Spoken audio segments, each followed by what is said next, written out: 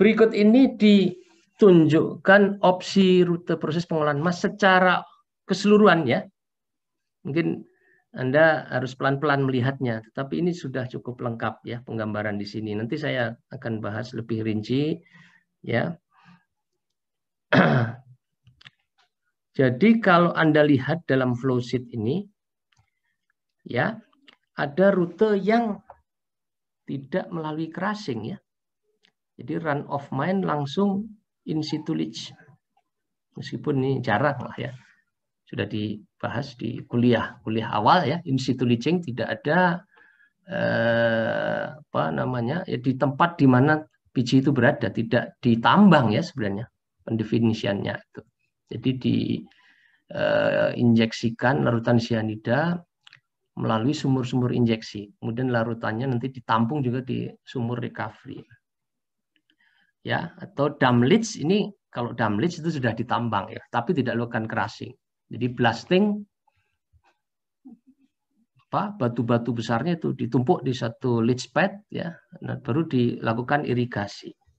Nah, ketika dilakukan crushing, tidak semuanya juga grinding ya. Ada yang jalurnya setelah crushing aglomerasi. Lalu prosesnya heap leach ya. Ada juga yang tanpa aglomerasi nih, langsung. Jadi crushing, crush ore langsung ditumpuk di atas leach pad yang di bawahnya itu lapisan kedap ya. Misalnya HDPE, high density polyethylene ya. Kemudian dilapisi pasir, perlu di atasnya ada pipa berlubang ya, untuk nanti mengalirkan larutan cyanida yang mengandung emas. Di atas pipa berlubang nanti ada lapisan kerikil ya, sebagai media filtrasinya, lalu di atasnya biji. Ya, heap leach. Nah, jalur-jalur ini recovery-nya itu dengan ion exchange resin, karena ini semua tiga ini ya tidak menghasilkan slurry ya. Jadi solution. Nah, nanti recovery-nya dengan ion exchange resin, dengan carbon in column atau resin in column disingkat RIC, baru nanti elusi ya. Nah, setelah elusi, kuliah yang lalu juga sudah dibahas, recovery-nya bisa dengan electrowinning ya, atau bisa dengan sementasi menggunakan serbuk seng ya. Nah, nanti ini acid dissolution ini tidak selalu dilakukan ya. Acid dissolution ini untuk melarutkan tembaga ya yang ikut mengendap. Baru dikalsinasi, baru dilebur ya. Nah, dilebur ini kan terbentuk slag setelah ditambahkan burak ya. Baru nanti produk dari tambang itu produk smelting saja sebenarnya ya. Jadi biasanya tidak dilakukan bullion refining. Kalau dilakukan bullion refining baru nanti terpisah antara emas, perak, dan logam lain. Logam lain apa misalnya? Platina, vanadium ya. Tentu kadarnya rendah. Oke, yaitu jalur yang tanpa melalui grinding. Kemudian yang melalui grinding ya tipe yang di free milling ya. Mohon di mute ya. Itu yang berisik. Oke. Nah, tadi penjelasan untuk yang jalur yang tanpa grinding. Nah, di sini ada HG retort, ini maksudnya apa ini? Nah, HG retort ini berfungsi untuk menguapkan merkuri ya sebelum dilakukan peleburan. Tentu uap merkuri ini tidak dilepaskan begitu saja ke atmosfer ya, kan dia logam berat ya. Ada nanti fasilitas namanya merkuri scrubber, ditangkap dalam scrubber untuk di recovery dalam bentuk merkuri cair yang nanti disimpan ya. Oke ya, kemudian yang melalui jalur grinding ini juga bisa langsung leaching ya untuk yang free milling. Kemudian nanti recovery-nya bisa carbon in leach, bisa carbon in pulp ya, atau resin in pulp ya. Nah, ini tadi yang tipe refraktori tadi sebelum leaching atau cyanidasi itu dilakukan bisa proses flotasi, kalau dia dominannya semua emas dalam mineral sulfida ya. Lalu ada ultrafine grinding untuk meliberasi emas yang ukurannya sangat halus, bisa dengan roasting pemanggangan atau bio-oxidation, pressure oxidation ya. Nah, ini 4 ini tujuannya adalah meliberasi partikel emas yang berada di dalam matriks mineral sulfida ya, yang berukuran halus. Baru nanti setelah itu ada agitation leach ya.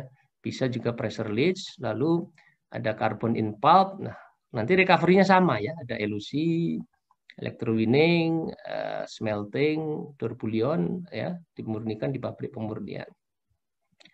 Ya, nah ini yang jalur gravity concentration lalu diamalgamasi. Nah, ini sudah tidak boleh ya, amalgamasi ini.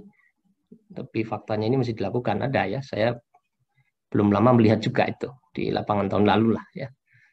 Di gravity concentration sluice box, lalu amalgamasi, lalu nanti dilebur ya. Nah, ini jalur yang di sini sebenarnya adalah detoksifikasinya. Ya, jadi setelah emasnya di recovery ya ke jalur karbonnya, nanti kan larutan sisanya itu dilakukan detoksifikasi ya. Bila perlu ada chemical recovery, bagaimana caranya chemical recovery? Recovery cyanida bisa dengan resin juga ya. Resin penukar anion, jadi dia menangkap CN-. Yang lainnya yang juga belakangan ini dikembangkan ya dan diterapkan secara komersial, ada salah satu tuh, pabrik yang menerapkannya adalah dengan filtrasi ya. Jadi tailingnya itu adalah dry tailing. Jadi larutan cyanida yang emasnya sudah terabsorpsi oleh karbon nanti dikentalkan ya, overflow-nya kan cairan yang masih mengandung cyanida itu dipakai lagi. Lalu underflow-nya difiltrasi. Nah, filtratnya itu dipakai kembali ya, kan masih mengandung cyanida. Dan tentu ada recovery, ada recycle air juga di situ ya. Nah, dihasilkan filter cake-nya ya, padatannya sudah kering ya. Kandungan airnya mungkin sekitar 10-15%. Nah, ini bisa nanti ditempatkan di suatu tempat dan dipadatkan ya. Dia tidak membentuk lumpur yang harus ditampung dalam dam yang berukuran besar. Nah, ini ya di detail disposal. Ya, lalu juga ada possible retreatment ya. Ini juga dilakukan. Ya, ketika di suatu masa prosesnya itu belum ada alat misalnya vertical mill yang bisa menggerus halus. Ini masih banyak yang terbawa ke tailing, emas-emas yang berukuran halus. Kemudian dilakukan penambahan alat yang bisa menggerus sampai halus dan meliberasi emas berukuran halus. Nah, dipompakanlah kembali itu lumpur di tailingnya itu, diolah lagi ya. Nah, bisa terambil lagi emasnya ya. Jadi kita bicara precious metal yang harganya sangat mahal. Jadi kalau bisa mengambil dengan cost yang kompetitif, ya tentu menambah revenue ya. Seperti itu. Dan juga tailing-tailing yang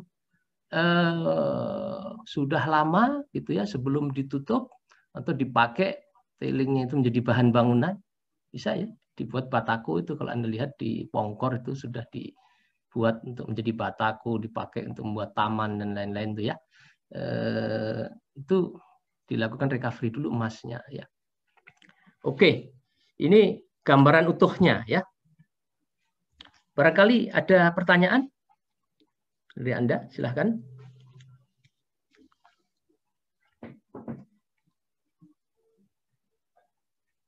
Nah, jadi Anda jangan berpikir hanya satu rute proses ya, carbon in leach, enggak. Jadi macam-macam ya, ada heap leach, kemudian ada Merrill-Crowe yang menggunakan serbuk seng, atau juga ada proses preoksidasi dulu, konsentratnya yang diolah, ya ada gravity konsentrator,